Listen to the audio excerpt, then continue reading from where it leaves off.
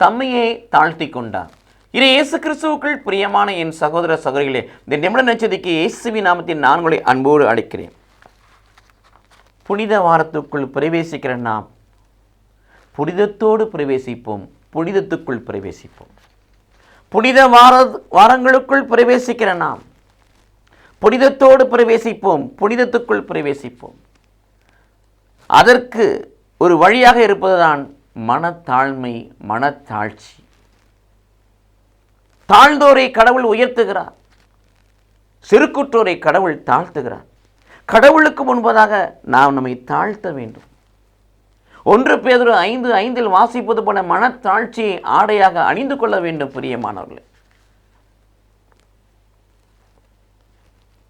சீராக் 37:10-15 வாசிப்பது போல தாழ்ச்சி உள்ள ஜெபம் மேகத்தை ஊடுருவும். பிரியமானவர்களே, தாழ்ச்சியோடு அன்னை மரியாள் தாழ்ச்சியோடு இதோ உமது அடிமை என்று லூக்கா 1:38 தாழ்த்தியபடினாலே கடவுளுடைய தாராயாக என்றென்று உயர்த்தப்பட்டுக் கொண்டிருக்கிறார்கள்.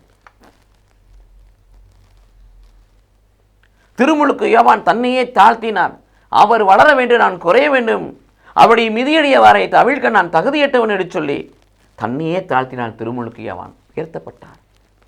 இயேசுவும் தன்னை தாழ்த்துவதை பார்க்கிறோம்.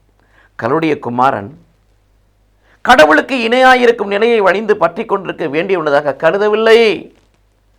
தம்மையே வெறுமையாக்கி அடிமையின் தன்மை பூண்டு மனிதருக்கு ஒப்பாகி மனித உருவில் தோன்றி சாவை ஏற்கும் அளவுக்கு, சிலுவை சாவையே ஏற்கும் அளவுக்கு தன்னை முற்றிலும் கீழ்ப்படுத்தினார், தம்மையே தாழ்த்தினார்.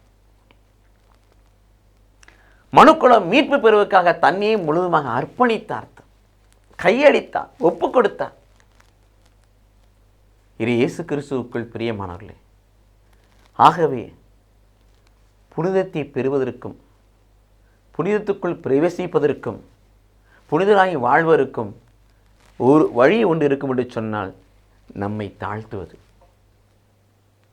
நம்மை தாழ்த்துவோம்.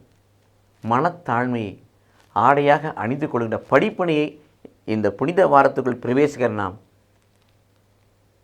பொறுப்போடு ஏற்றுக்கொண்டு அதன்படி வாழ்வோம், அதற்கு கையளிப்போம். கடவுள் நம்மை ஆசீர்வதிப்பாராக. ஆமேன்.